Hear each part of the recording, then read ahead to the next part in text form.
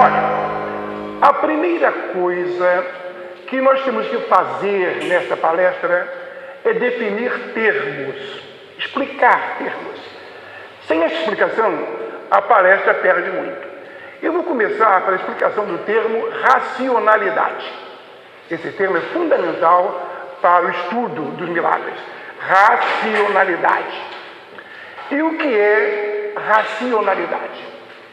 É a habilidade em lidar com raciocínios. Essa palavra vem do latim ratio, de onde vem também a palavra raciocínio. Em grego se fala logos. Então, quando eu falo em grego raciocínio, eu falo logos. Quando eu falo em latim, eu falo ratio. E como a nossa língua portuguesa vem do latim, prevaleceu o latim e ficou então raciocínio, derivado de ratio. Tudo bem? Que bom. E o que é raciocinar?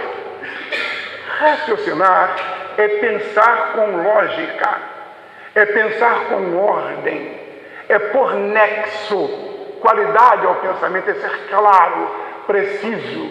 Isto é raciocinar bem, que há também aqueles que raciocinam mal. O nosso caso aqui é raciocinar bem. E eu quero mostrar a vocês, para iniciar, duas formas de pensamento.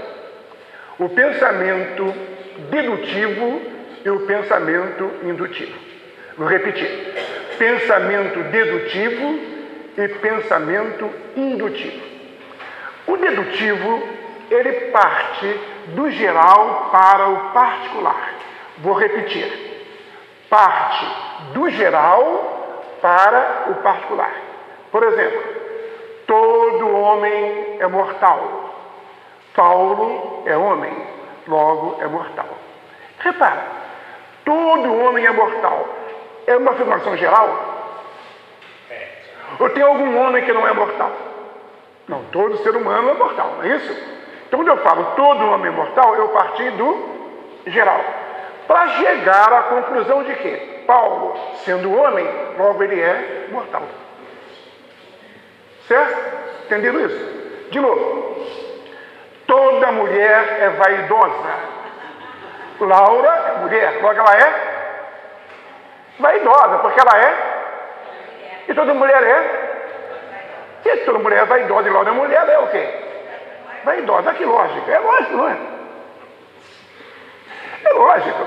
Então, a lógica é exatamente essa habilidade de lidar com o pensamento. Vamos ver agora o pensamento indutivo.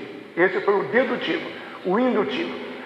O indutivo parte do particular para o geral. É o contrário.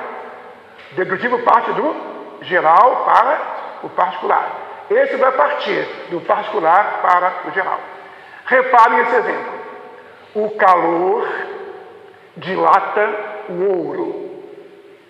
O ouro é metal. Logo, o calor dilata os metais. Perceberam? Quando eu falo o calor dilata o ouro, é geral ou particular? É só o ouro, né? O ouro é metal. Logo, o calor dilata os... A conclusão é geral ou particular? É geral, porque se o calor dilata o ouro é metal, logo o calor dilata os metais. O primeiro pensamento é próprio da filosofia. Os filósofos pensam sempre dedutivamente. E o segundo pensamento é próprio da ciência. Os cientistas pensam indutivamente. Então, vou repetir. Desculpa repetir assim sempre, sabe? Para chatear você, né? Quanto mais se repete, mais a gente grava. Então, o filósofo, quando ele pensa, ele parte do geral para o particular. O cientista parte do particular para o geral. Tudo bem? Tranquilo até aqui? Muito bem. Quando se fala em ciência, espiritismo é ciência também, se fala, portanto, em indução e em método científico. Vamos ver o que é isso. Havia um homem inglês chamado Sir Isaac Newton. Sir Isaac Newton. E Newton um dia estava na sua casa, num bairro chamado Stamford-upon-Avon, em Londres, sentadinho, embaixo de uma macieira. Caiu uma maçã. As maçãs caem desde que o mundo é mundo, não? Mas desta vez a maçã caiu na frente de um gênio. É diferente. Então, quando Newton viu a maçã cair, bater no chão, ele ficou espantado. Espantado? É próprio do sábio se espantar. Só o tolo não se espanta com nada. Mas o sábio se espanta sempre. Ele pergunta, mas por que caiu? Por que a maçã, ao desprender do galho, não ficou pairando no ar? Ele não sabia ainda disso. Mas ele pensou, será que a Terra possui uma força que atrai para ela os corpos mais pesados que ela? Será que isso é verdade? Veja bem, o nome disso é hipótese.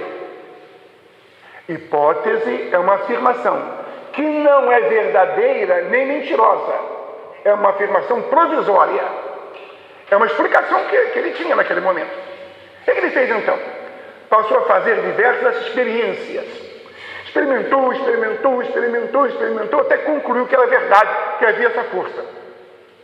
Então ele escreveu assim: matéria atrai matéria na razão direta das suas massas e na razão inversa do quadrado das suas distâncias.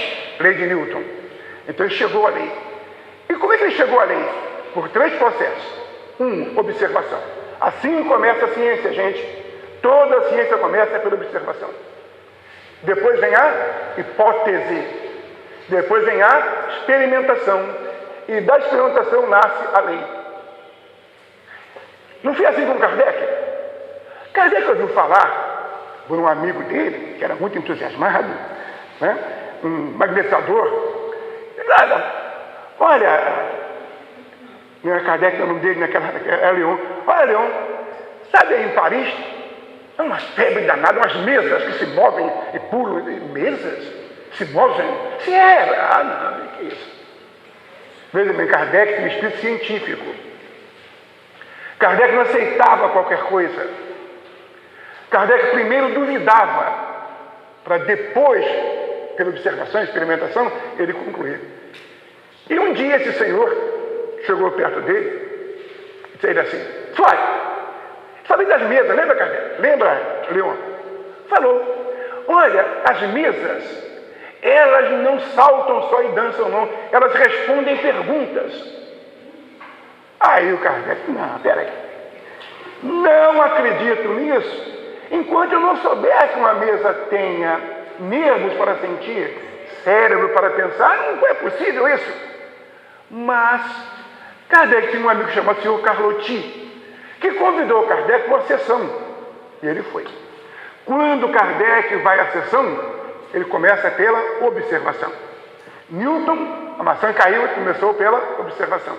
Toda a ciência começa pela observação. Caiu, ele observou e formulou uma hipótese. Quando Kardec começou a escutar aquilo, ele achou que não era possível que perguntas tão complexas, tão delicadas às vezes, pudessem surgir de um móvel. Então ele formula uma hipótese. Deve haver uma inteligência invisível que responde às perguntas se valendo da mesa. Isso é uma hipótese. O que ele faz? Junta médiuns assim e começa experiências. Até que ele reúne um material experimental muito grande e em 18 de abril de 1857 ele publica o Livro dos Espíritos. Nascido da observação. Nascido da hipótese. Nascido da experimentação e formulado em leis naturais que Deus colocou aqui para nós. Está ficando claro, gente? Alguma pergunta? Eu vou explicar porque eu repito. Vocês sabem o que é pregar? Pregar. Pregar. O que é pregar? Pregar, bate prego, pregar, bate prego. E como é que se bate um prego? Você pega o prego e faz assim, já bateu. Ou faz assim, várias vezes, até entrar. Por isso, na igreja evangélica, o pastor fala assim, porque Jesus, meu irmão, salva. Jesus é a tua vida, é a salvação do teu mundo. É o teu amparo, Jesus é a tua vida. Jesus é tudo, é o teu caminho. Jesus é a verdade, é a vida. Jesus, olha o tom de Jesus. Ouviu tanto que ele aprende. Por causa da pregação, da repetição. Existe aqui algum professor? Se eu vier, uma pergunta óbvia. Como é que se faz para o aluno aprender? Toma exercício, não é? E o que é exercício? Repetição. Por isso, gente, eu repito muito. Sem ir embora daqui cansada.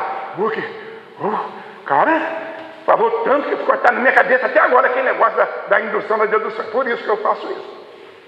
Bem, qual é o contrário da lógica, da racionalidade? É o pensamento mito-poético. O mito e a literatura não são racionais. É racional que um príncipe vire sapo e depois transforme de novo em príncipe? Não é racional. Isso é de um conto maravilhoso, conto de fada. Então é da lógica irracional, ou seja, da lógica do conto de fada. Da lógica do mito. Vocês sabiam que uma vez o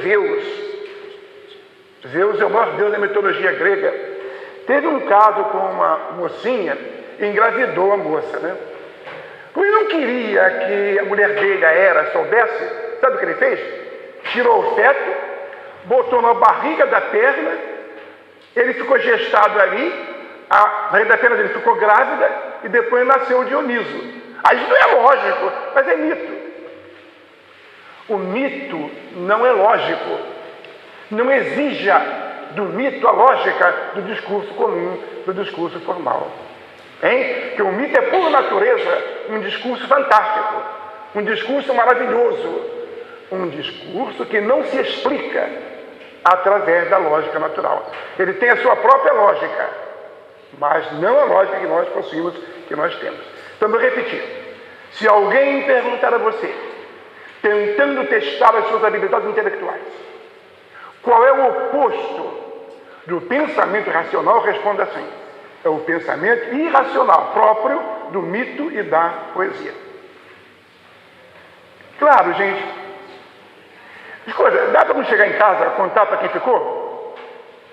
Olha, vocês devem ser multiplicadores dessas aulas aqui, senão não adianta. Quem ficou em casa, chegar em casa, perguntar, fui lá no instituto? Fui. Quem falou? Sei lá, um grandão, estava meio manco, não podia nem ficar de pé, ficou sentado o tempo todo. Falou o quê? Falou muita coisa. Muita coisa o quê? Uma porção de coisa. Mas que uma porção de coisa? Não vai de espiritismo, mas o que ele falou? Porque você não foi escondidente. Você não entendeu nada. Porque você não guardou nada. Você não levou nada. E tem que levar para você ser um multiplicador daquilo que você ouve na doutrina espírita. Então a questão da racionalidade está resolvida. Segundo conceito, o conceito de milagre. O que é um milagre?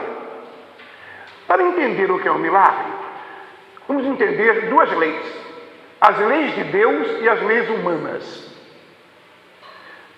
Olha, quando os primeiros homens na Terra resolveram se unir para viverem juntos, começaram a surgir atritos, porque cada um fazia o que bem entendia.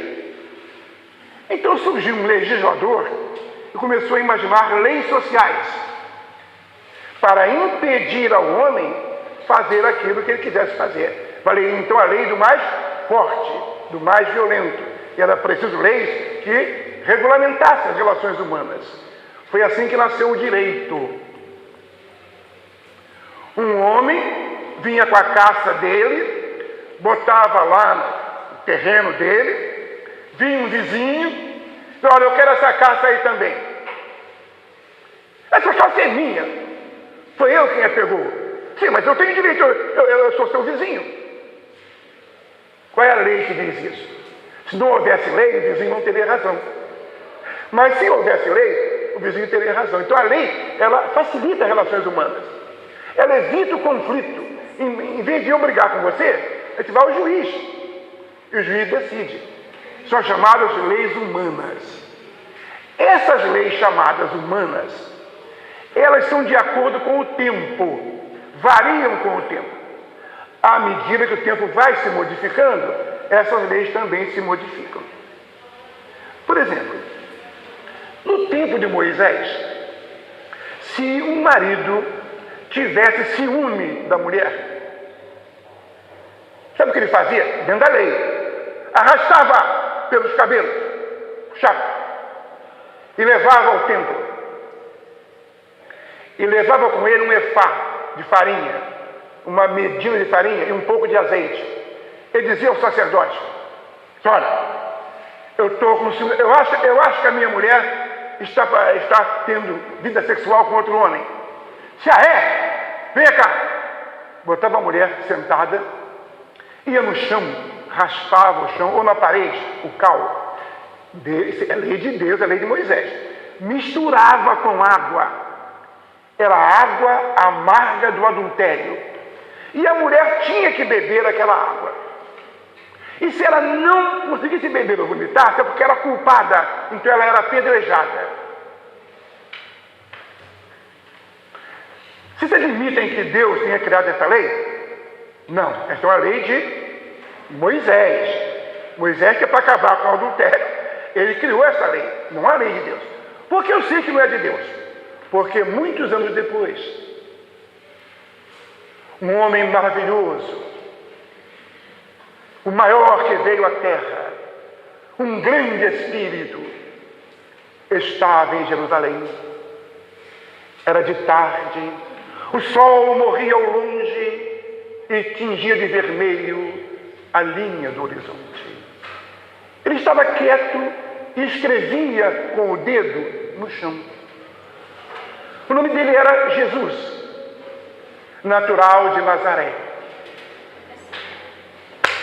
Houve um murmúrio, um barulhão, e Jesus voltou a cabeça e viram os fariseus, fiéis à lei de Moisés, que arrastavam uma mulher pelos cabelos, exatamente como manda a lei, e atiraram-na nos pés dele e perguntaram a ele: mestre, esse mestre é irônico, mestre, essa mulher foi apanhada em adultério.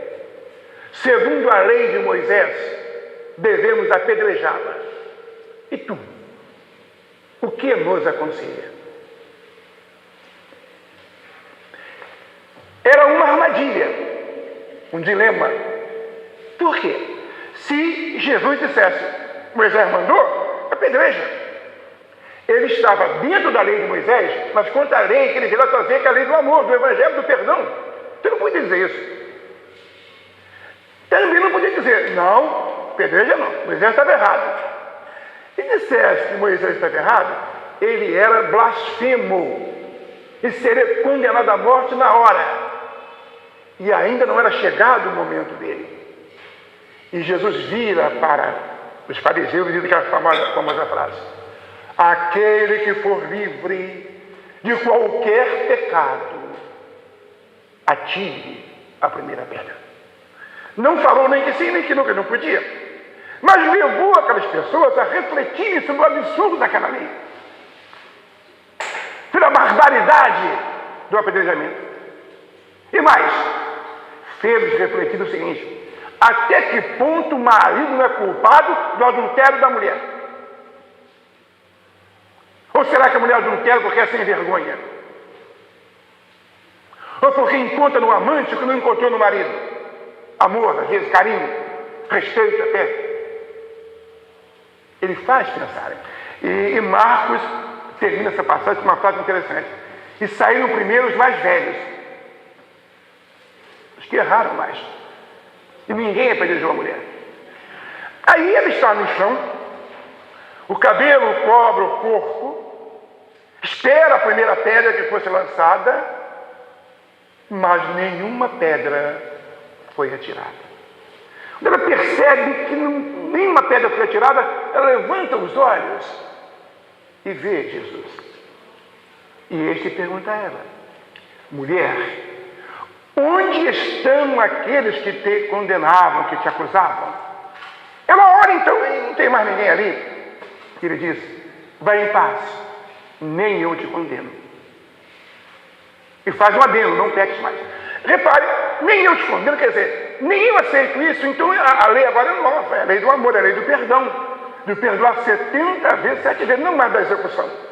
Isso quer dizer o quê? No tempo de Jesus, a lei de Moisés, que é a lei humana, ela divina, havia caducado, havia perdido o valor. As leis perdem o valor com o tempo. Qual é o nosso problema? Atualmente é esse. Um menino forte, atlético, tem 17 anos, fará 18 anos, segunda-feira, e mata barbaramente uma pessoa num assalto. É menor, não é condenado. É o ECA. Mas estão discutindo isso. Será possível que essa lei ainda vale nessa situação do momento que estamos vivendo, de extrema violência, um rapaz nessa situação não ser apenado? Isso quer dizer o quê? Que essa lei está perdendo, não tem validade nesses casos. E outros casos parecidos. Então, gente, vamos gravar bem isso. As leis sociais, as leis humanas, elas com o tempo perdem o valor. Elas com o tempo não têm mais validade. Bem? E o que é uma lei natural? Natural é uma lei que vem da natureza, ou uma lei que vem de Deus. Esta lei, ela é atemporal. Quer dizer, ela existe desde que o mundo é mundo. Desde que o mundo é mundo, essa lei existe. E em qualquer lugar da Terra, ela vale. Por exemplo, eu tenho meu livro nas mãos. Que está o meu livro. Eu vou meter o meu dedo por aqui, fica olhando que vai aparecer aqui. Só se eu fosse mágico, não? Um truque, talvez meu dedo, dessa impressão que é mais. Não, vou fazer força aqui, Não passa. E não passa por quê? Por causa da lei da impenetrabilidade da matéria. Dois corpos não ocupam o mesmo lugar no espaço ao mesmo tempo. Então, meu Deus, não passa aqui. O do chinês também não passa na China. O do japonês também não passa no Japão. Em lugar nenhum, porque é uma lei de Deus. É a lei do planeta. É uma lei divina. E as leis naturais, as leis de Deus, não podem ser modificadas. Não podem ser violadas. Devem ser respeitadas. Interessante. Jesus, entre aspas, desrespeitou todas as leis de Moisés, mas de Deus não. Que as de Moisés haviam caducado. Quem gosta de ler o Evangelho, preste atenção ao seguinte. Alguém chega para Jesus e faz uma questão para Jesus. Ele começa assim: tendes ouvido dizer os antigos. Isso é Moisés. Eu, porém, vos digo. O que é porém? É uma conjunção adversativa que liga ideias opostas. Quando eu falo porém, eu vou dizer uma coisa contrária. Ora, contrária a quem? Aos antigos. E quem eram os antigos? A lei de Moisés. Então Jesus fez para nós uma nova lei, uma nova ordem de coisas, uma nova revelação. Esse é o Jesus. Com tamanha autoridade que tinha, que foi capaz até de derrogar as leis de Moisés e respeitar as de Deus, mas as de Moisés ele não respeitou. Alguma pergunta até aqui ou está claro? Vocês são muito bondosos. Não querem criar um caso, não? Então eu posso seguir? Agora que eu vou entrar no milagre. Agora eu vou entrar no milagre. A palavra milagre vem do latim mirii. Significa fantástico, maravilhoso, impossível de acontecer, coisa anormal. É esta a concepção do milagre segundo a teologia católica. Só quem pode fazer milagre é Deus, ou um seu preposto, com a ordem dele. Mas as pessoas não podem fazer milagre. Milagre é um atributo divino. Só Deus pode fazer milagre. Essa é a ideia fundamental. Milagres existem, mas somente Deus pode fazer milagres. E por quê? Porque para a religião católica, nada é impossível para Deus. Nem derrogar as próprias leis. Nada. Deus pode tudo. Se pode tudo, pode qualquer milagre. Mas isso não é lógico, não é racional. Então a doutrina espírita vai começar a discutir isso no livro chamado A Gênesis. A Gênesis, de Kardec, é um livro específico para quem quiser estudar a questão dos milagres. Eu bebi muita coisa de lá, porque aqui na Gênesis ela discute exatamente isso, os milagres segundo o Espiritismo. Eu vou então entrar nesse assunto agora, examinando alguns casos específicos sobre isso.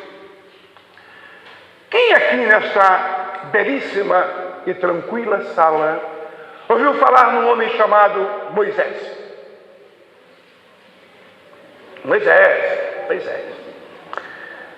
Moisés era um egípcio, segundo Freud, e um judeu egípcio, segundo a Bíblia. Isso não tem muita importância agora, não. O importante agora é saber que esse Moisés era detentor de uma missão. Segundo o Espiritismo e segundo a lógica, missão não é qualquer coisa, não. Eu tenho ouvido gente falar assim, eu criei meus filhos, minha missão acabou. Criar filho é obrigação, não é missão, missão não é isso. Missão é um trabalho que modifica de algum modo a ordem social. É algo grande. Missionário é Lutero, que não são muito bem, mas é. É Maomé, que também não são muito bem, mas é. É Jesus Cristo. São espíritos que fizeram algo grandioso. Chico Xavier. Você criou 2 mulheres que deu sorte, quando veio vestibular, os são médicos, minha missão, que missão? Seu trabalho, sua tarefa foi bem cumprida. Então, missão é uma coisa importante, se dedica a grandes espíritos. Esse Moisés era um grande espírito. E, no plano espiritual, ele foi convocado para trazer à Terra uma revelação. Ou seja, para mostrar à Terra uma coisa nova. E como é que era naquele tempo as religiões da Terra? Em geral, elas eram politeístas. E qual a revelação de Moisés? Deus é um. Deus é único. Mas Moisés era uma pessoa difícil, uma pessoa problemática, um espírito difícil. E certa vez, já adulto no Egito, tem ele andando no bairro de Cogene, onde moravam os judeus, e viu um egípcio batendo num judeu. Ele achou aquilo absurdo, não porque fosse judeu o outro, não, porque o outro era mais fraco, era frágil, era um empregado. O que ele fez? Brigou com o feitor e matou o oficial do faraó. Sabendo que ele não podia ter feito aquilo, que seria acusado, condenado e executado, Moisés fugiu do Egito e foi para Madian, onde se casou com uma jovem chamada Séfora, ou Zípora, segundo outras versões, filho de um sacerdote chamado Jetro. Casadinho, numa boa, esqueceu da missão. Aí nem ligou. Não morri no Egito, agora estou aqui numa boa vida. Tenho meu sogro, minha mulher, tenho filho, eu tinha filho, 2. Vida boa, gado, pastagem, mas ele está bem tranquilo. Olha, quando o mensageiro, o missionário, não vale muita coisa, deixa para lá. Errou, vacilou, paciência. Mas quando ele é importante, sabe o que acontece? O plano espiritual interfere diretamente nele. Diretamente. Rapaz, e a sua missão? E aí? Como é que vai ser? Você não veio aqui para isso, rapaz? Acorda. Foi o que se deu com Moisés. E Moisés, então, um dia, Estava pastoreando as ovelhas do Jétro, tranquilo. E se ele olhou lá para cima do morro, chamado Sinai, outro nome é Horebe, e viu um pé de árvore, sarça, pegando fogo.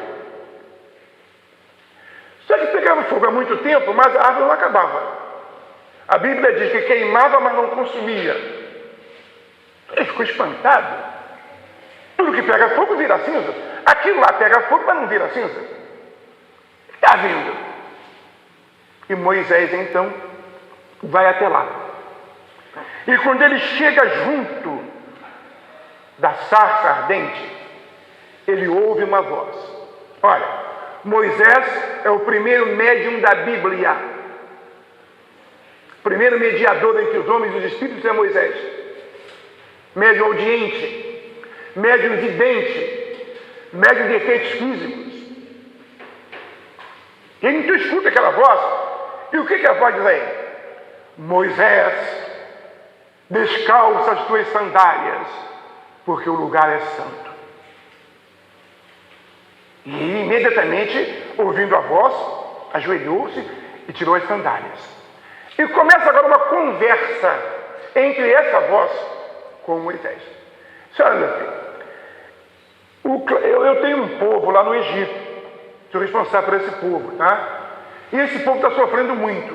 E compete a você tirar esse povo do Egito. Essa é a sua missão. Mas eu não vou. Eu não vou. Não quero ir, eu não vou. Assim para Deus, imagine só, né? Aí Deus falou, não, meu filho, que é isso? Você vai sim. Vou, mas não vai por quê? Não vou porque me perseguem lá. Responde a voz. O faraó que te perseguia já morreu. Pode voltar. Mas eu não posso voltar, não. Eu sou gago. O que quer dizer isso com ser gago? Como é que eu vou falar em teu nome para o faraó se eu sou gago? O faraó não vai entender nada para ter rir de mim. Não tem problema, não. Meu filho, você tem um irmão lá chamado Arão. Arão é seu irmão. Está lá, você conhece, está lá no Egito. Vai lá e conversa com ele. E vai ser assim. Você e Arão vão até o faraó. Eu falo para você, que era o médium, você fala para Arão, e Arão, que não é gago, fala para o faraó. Tudo bem? Mas senhor, tudo bem, rapaz? Vai ou não vai? Não tendo mais argumentos, o nosso Moisés resolveu ir cumprir a missão dele. Tentou escapar, mas não conseguiu. Ele vai, e quando ele chega perante o faraó, Deus, ou o Espírito do Sinai, chamava assim, nome de Deus, Espírito do Sinai, disse, olha, estou contigo lá, viu? Deixa comigo. O que acontecer lá, eu seguro. Tá? Tudo bem. Aí virou para o faraó, disse, olha, faraó, solta meu povo.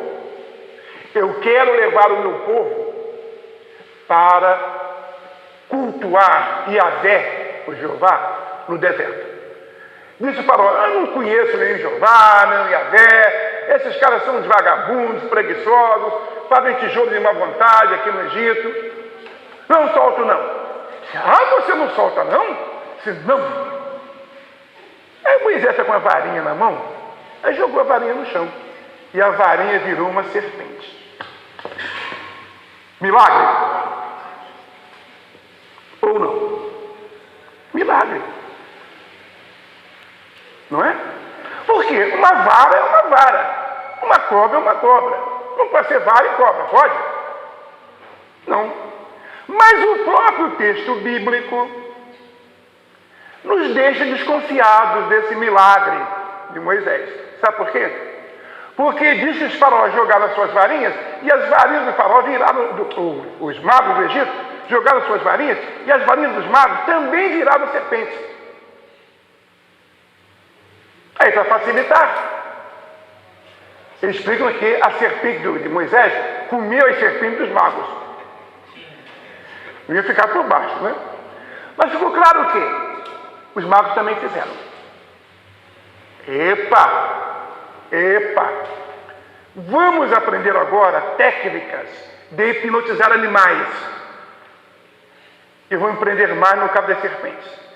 Na Índia, e no Egito há uma profissão chamada encantador de serpentes. Conhece, né? Já viu no cinema, bastante. Entre eles há um truque. Se pega a cobra, vai até a cabeça dela, a parte de trás da cabeça, onde começa as vértebras, e aperta ali, ela entra em estado de catalepsia. E se for uma cobra preta, parada, rígida, ela vira um pau. Parece um pau. Então o que Moisés entrou no castelo não foi com uma vara, foi com uma serpente em estado cataléptico. Você tira o dedo, ela volta. Ele tirou o dedo, soltou, ela passou a andar por lá, até se rodeou toda. Aí veio uma coisa interessante, gente. Milagre explicado deixa de ser milagre. O milagre tem a necessidade de não poder ser explicado. Se ele for explicado, deixou de ser milagre. Entende? Então, para ser milagre, tem que permanecer no mistério. Isso é um mistério de Deus. Ninguém entendeu, ninguém pode fazer. Mas se alguém explica, não é mais milagre. É truque, é magia, qualquer coisa, mas milagre não é. Moisés voltou e de manhã foi conversar de novo com o faraó. Solta meu povo, que eles querem atender o culto de Yahvé no deserto. O faraó, eu não soltei ontem, não solto hoje também não. Não solto. Ah, você não solta? Então você vai ver o que acontece. Foi até o rio Nilo e bateu com o cajado dele nas águas. E as águas do Nilo viraram sangue. Milagre! Deus fez isso. Viraram sangue as águas do Nilo. Primeira coisa importante. Segundo o texto grego e o texto latino, não viraram sangue. Ficaram semelhantes a sangue. Ficaram vermelhas. Ficar vermelha, a Bíblia lê como virou sangue, mas em verdade ficaram vermelhas. E existe um fenômeno chamado Nilo Vermelho. Tem o Nilo branco e o Nilo vermelho. Nas cheias do Nilo, lá na Abissínia, começa a cair na água, chove muito, e desce um barro. E nesse barro avermelhado, tem uma bactéria chamada hematococcus, hema de sangue. Essa bactéria, ela dá uma cor vermelha às águas, daí Nilo vermelho por isso. E uma outra que também dá cor vermelha, chamada Euglene sanguinis, que também dá cor vermelha às águas. Então isso é um fenômeno natural. Não é um fenômeno maravilhoso, milagroso. Está explicado. Moisés consegue, de algum modo, né, incentivar a criação dessas bactérias. Essas bactérias são colocadas no rio, e no rio, essas bactérias avermelham a água, mas não viram em sangue. Um detalhe interessante, olha. Moisés, segundo a própria Bíblia, mas também segundo o livro de Atos, no discurso de Estevão, há uma afirmação interessante sobre Moisés. Moisés aprendeu toda a ciência do Egito. Ele estudou nos melhores colégios egípcios. E que ciência era essa? Matemática, biologia, química, física, astronomia, astrologia, religião, mitologia, simbólica. Ele era uma cultura muito grande, gente. E uma cultura tão grande que até hoje, século XXI, não existe ainda uma explicação clara de como foram feitas essas pirâmides. Não se sabe como as múmias se conservaram há 5.000 anos, até hoje. O pano delas, o corpo da múmia. Ninguém sabe. Quer dizer, o Egito guarda segredos tecnológicos que nós conhecemos. Você imagina o conhecimento que esse povo tinha, além do conhecimento da mediunidade. Havia no Egito uma escola chamada Escola dos Hierogramatas. Hiero quer dizer sagrado em grego, gramatos, letras. Hierogramatas, escola das letras sagradas, que só podia ser frequentada por sacerdotes ou candidatos a sacerdócio. E lá se estudava reencarnação. Diz a John Grant, num livro famoso, chamado O Grande Faraó. Lá se estudava fatos mediúnicos, desde a psicografia até a ectoplasmia. E Moisés conhecia isso tudo. Moisés podia manipular facilmente isso tudo com o nome de magia, mas ele podia manipular. Então, quando eu começo a explicar os milagres de Moisés, já não são mais milagres. Já não são mais milagres, porque sendo explicados, deixaram de ser. Inclusive, diz a própria Bíblia, que também os magos do Egito fizeram a água ficar vermelha. Toda vez que alguém repete o milagre dele, porque não era milagre. Era um conhecimento secreto. Que para o povo, coitado, é ignaro. O povo não sabe. Então, para o povo, qualquer coisa é milagre. Tem santa que chora, santo que verte sangue. E o povo vai lá para a Romaria, enche de gente. E o povo via aquilo como milagre. Mas o Moisés sabia que não era. Que eram técnicas próprias dele. Bem, e o que acontece em seguida? Os fenômenos vão se fazendo, se compondo, e todos eles, as chamadas 10 pragas do Egito, todas as 10 pragas são fenômenos naturais, são explicados. Interessante é que vem uma praga de rã. A segunda praga, terceira praga, segunda praga, é uma praga de rã. Mas teve rã, encheu de rã, mas foi muita rã, gente. Era rã na cozinha, rã no quarto, rã no banheiro, o Egito doido com rã. E dava uma festa e os convidados corriam porque tinha muita rã. E rã andando na rua, rã subindo por tudo que era lugar, no lugar das mulas, tinha rã para tudo que era canto. Foi Moisés que fez isso. Moisés não, foi Jeová. Deus que mandou as rãs. Começa a pensar comigo. Vamos nos lembrar de uma coisa chamada cadeia ecológica. A come B, e B come C, e C come D. Mas come na proporção necessária para manter o equilíbrio. No Nordeste, havia um gavião chamado carcará, que comia cobra, inclusive cobras. Há uns 3 anos, 4 anos atrás, houve a caça do carcará. E passaram a matar carcará, prender. O que aconteceu? Aumentaram as cobras. Porque eu tirei o predador. Eu tiro o predador desse aqui, então esse aqui aumenta. Porque não está sendo predado. Ora, o que acontecia? Quando acontecia a cheia do Nilo e as águas baixavam, as rãs nidificavam, punham seus ovos. E milhares de rãs naquele lodo enorme, imenso, enchia o rio de rã. Mas dá muita rã. Rã punctata. Eita, punctata é o nome científico da rã. Ainda tem lá até hoje. O que acontecia então?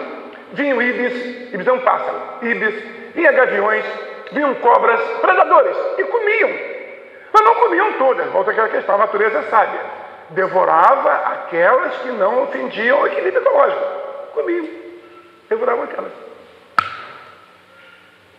Ora, o que Moisés fez? Afastou os predadores.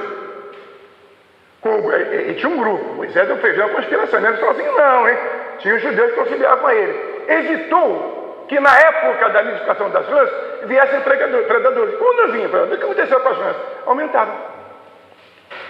Aumentaram a tal ponto que invadiram a cidade. Então não é milagre também. Depois veio uma peste. Ele diz que as rãs morreram. As rãs depois morreram. Morreram vítimas de antraço. E ficou o cadáver delas. No cadáver delas vieram moscas, que puseram ovos. É uma praga de moscas. Então nenhuma praga de Moisés, do livro do Êxodo, nenhuma delas deixe de ser explicada por ele. Então não é milagre. Porque, insistindo, milagre não se explica. Milagre não tem explicação.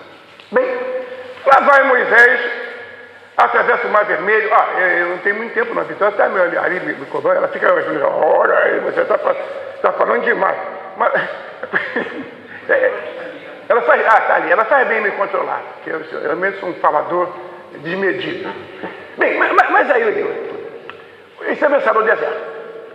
Olha, a Bíblia fala que saíram do Egito 600 mil judeus. Eu acho muito. No Êxodo. Eu ficaria com 6 mil no máximo. 600 mil é muito judeu, não? Mas vamos imaginar que fossem 600 mil. Moisés na frente e a cambada atrás. Aí tiveram fome. Ô Moisés, você é um inconsequente? Lá no Egito, a gente comia cebola, comia pepino. Daí a frase portuguesa, chorar as cebolas do Egito. Por causa disso. Tinha cebola, tinha pepino, tinha carne. A gente comia bem, agora tem necessidade de ter que comer. Olha, Moisés era muito hábil. Ele nunca explicava o seu truque. Ele dizia, espera aí que eu vou falar com Jeová. Ele ia falar com Jeová. Fala que dá um jeito. A gente está com fome. A gente sai do Egito, está trabalhando lá, mas não morria de fome. Agora quem morrer de fome no deserto? Vamos lá. Aí chamou Jeová. Jeová, como é que está? Como é que está o quê? O pessoal está com fome. Eles comem, né? Deve comer muito, né, Moisés? Quantos são 600? Ih, é muita gente. Não tem nada não. Diz ele que amanhã de manhã, assim, às 10 da manhã, mandar muita carne para eles. Vai cair do céu carne para eles. Carne? Aí falei, olha, se vocês se acalmarem, cessem a greve, que amanhã vai vir carne aberta. Gente, não deu outra. 10h30, 11h30, o céu ficou escuro por uma nuvem de codornas, ou codornizes, que caíram no chão. Aí o povo caiu em cima, cuidado em pegar aquilo lá. Só que as codornizes caem até hoje lá no Egito, que são aves migratórias em bandos gigantescos, que saem da África e vêm para cá, e atravessam o Mar Vermelho. Ao atravessar o mar, elas se cansam. Então Moisés sabia onde é que elas costumavam parar. E foi fácil, não? Aí outro dia ele falou assim, mas o povo não quer comer mais carne não, quer comer coisa boa, docinha, se eu falar com Jeová. Jeová, e agora? Diz a eles que eu vou mandar uma comida boazinha para eles, não vai ser mais carne não. No dia seguinte, lá, e sempre caminhando, porque era preciso estar no lugar certo onde ia cair aquilo. Não era parado não, era caminhando. E lá na frente eles pararam e do céu começou a cair uma coisa branca. Parecia algodão, esse algodão que a gente come. Algodão, mas não é. Esse algodão que a gente come aqui tem um nome. Algodão doce. Que é isso? Quando o povo olhou aquilo, ele falou assim, manru. Em hebraico, que é isso? Foi de manru que veio o maná. Aí eles pegaram o maná e Moisés, olha, não pega muito não, pega só para a comida do dia. Depois a gente vai mandar de muito e pega mais. O que é isso? Isso é o resultado do trabalho de um inseto que vive na proximidade da fenícia, uma palmeira, e a secreção deles, levada pelo vento, é que forma o maná. Cadê o milagre? E a gente agora pode caminhar um pouquinho e chegar a Jesus Cristo, né? Que também fez milagres. E o primeiro milagre de Jesus Cristo, o primeiro deles, conta João, que só conta João, foram as bodas de Caná. Lembram disso? Não estavam lá não, né? Espero que não. Espero que não. Porque tem gente bobinha, gente espírita boba, que fala assim, conversei com um médium, sabe? Ele me fez uma revelação. Ai, fiquei emocionada. O que foi a revelação? Que eu sou um espírito muito velho, do tempo do Egito. Ô idiota, ainda está aqui? Você só vai perder a encarnação, meu filho. Porque o pessoal do Egito já está em outro lugar melhor, está na Terra ainda. Se espírito velho não é vantagem não, é atraso. Quantas encarnações você está perdendo? Se você tivesse mais rapidez, ele já estava muito longe. E tem pessoas que pensam, ninguém aqui estava na boda de Caná, porque já não estaria mais aqui na rua dos Inválidos. Você não deveria estar não. Mas não deveria estar. Bom, e havia um casamento lá. E Maria foi convidada. Aí há duas versões. Maria foi convidada e convidou Jesus. Porque naquele tempo Jesus não estava morando com Maria. Estava morando em Cafarnaum, na casa de Pedro, do lado de uma sinagoga. Ele morava ali. Então Maria não via muito tempo. Então, segundo alguns autores, Maria, com saudade de Jesus, aproveitou aquele casamento, porque aquela família era conhecida de Maria, o noivo era amigo de Jesus, e convidou Jesus. E, outra versão, a própria família convidou Jesus. A própria família convidou Jesus.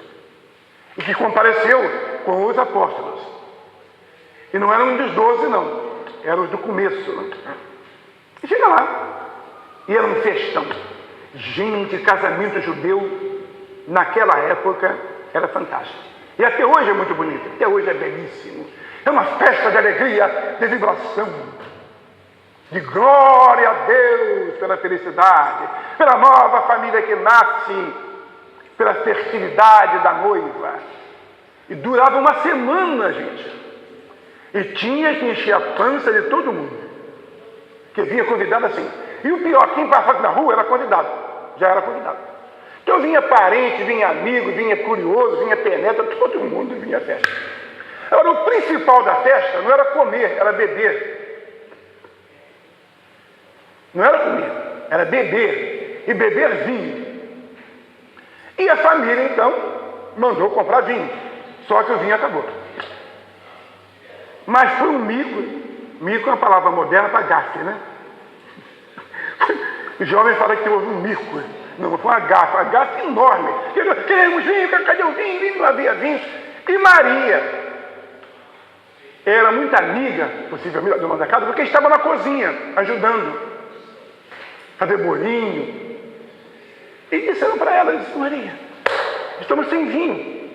E não há como conseguir vinho. E aí Maria teve a ideia de pedir a Jesus se ele dava um jeito. E aí tem um detalhe interessante. Por que ela fez isso? Né?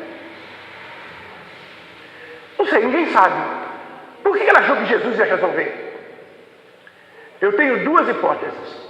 A primeira, ela se lembrou da anunciação, quando o anjo disse a ela que ela seria a mãe do Messias.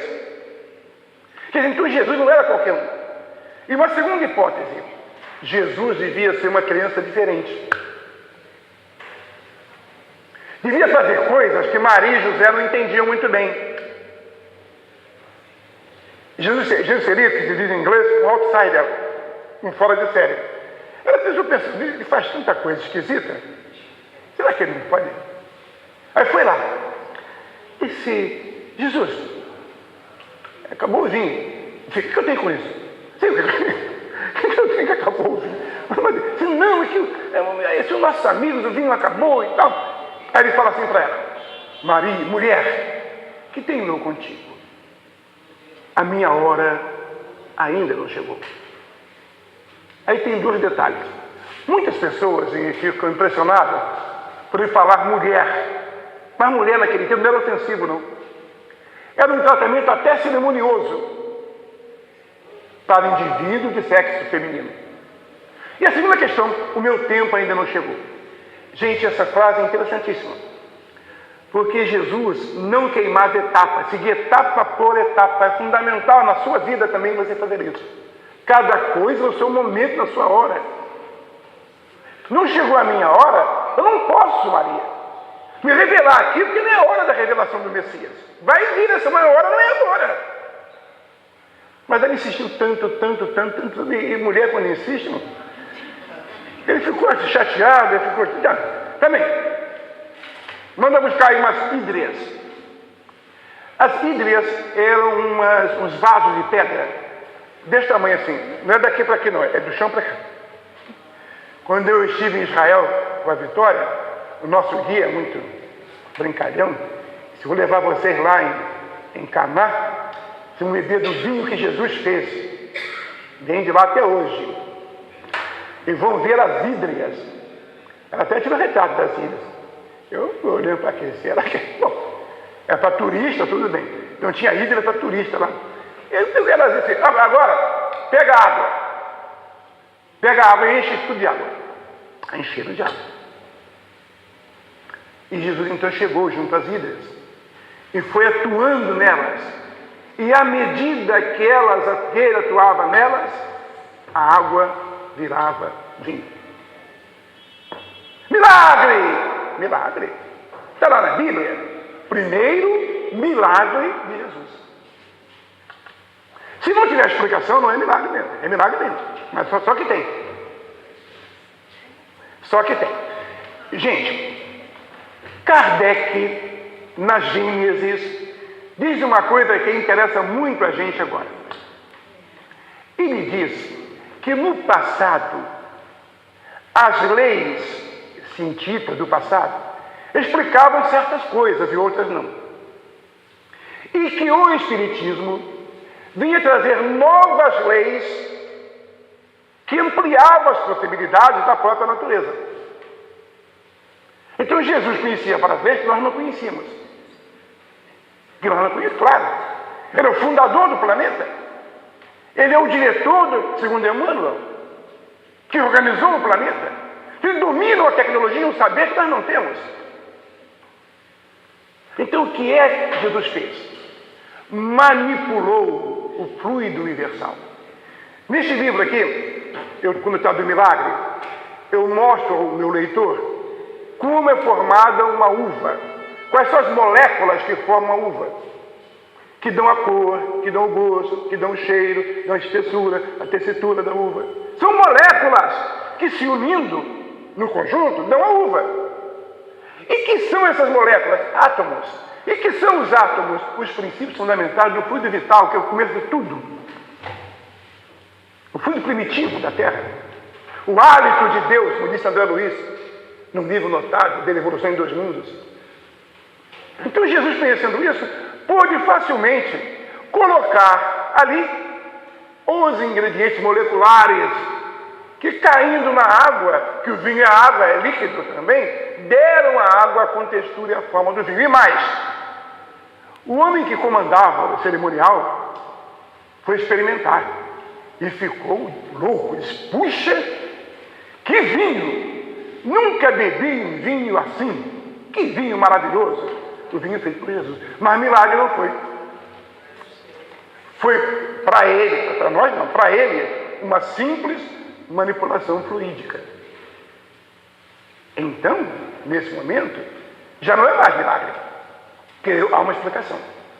Insisto nisso, milagre não pode ter explicação. Milagre necessariamente é um mistério. Só Deus sabe. Mas se você consegue explicar, deixou de ser milagre. Então Jesus também não fez nenhum milagre. Não ressuscitou ninguém. Porque não pode. Olha, quem morre cumpre uma lei natural. Nasce, desenvolve-se, amadurece, reproduz, envelhece e morre. Acabou, não tem jeito. Ora, se Jesus traz alguém de volta à vida, nos dois casos típicos de Jesus, alguém de volta à vida, então Jesus violentou a lei natural para ser milagre. Mas para ele violentar a lei natural, ele tem que ser maior do que Deus. Ele não é. Ele é filho, não é maior que Deus para violentar. E se ele é o próprio Deus, como querem os católicos, violentou a sua própria lei, então foi arbitrário com respeito a ela. Solução ideal, correta. Nem a filha de Jairo, nem Lázaro estavam mortos. Estavam distantes do corpo, que é uma coisa. Enquanto o cordão fluídico mantiver contato com o corpo físico, a vida retorna. Mas depois não, tanto é que depois que o Lázaro morreu, não voltou mais. Morreu, é a segunda vez que ele morreu, acabou, morreu, não tem mais jeito. Então nem Jesus fez isso. Porque Jesus, ele é obediente às leis naturais. Que ele é obediente ao Pai, a quem ele chama Pai. Ele é obediente a Deus. Isso é bom, gente. Terminando, né, Beatriz? Já passei até um pouquinho. Terminando. Isso é bom, gente. Para que nós caracterizemos a nossa posição de espíritas. O espírito é alguém que não acredita em santos, que não acredita em magia, que não acredita em milagres, que não acredita em cartomancia, nem cristalomancia. É uma pessoa que acredita naquilo que é natural, naquilo que é lógico, naquilo que é racional. E isso não nos faz nem melhor nem pior que os outros. É apenas uma postura. O conhecimento não é o principal. O principal é a forma íntima. Você vai encontrar alguém, seja católico, que aquilo estuda e é melhor do que a gente, que tem uma atitude moral perante a vida melhor do que a nossa. Marco Teresa está aí para mostrar isso, né? Marco Teresa não era espírita, e no entanto era um grande espírito, e não era espírita. Eu me refiro à questão intelectual, à questão da doutrina enquanto instrumento de conhecimento. E quanto a gente estuda essas coisas, mais fica crítico.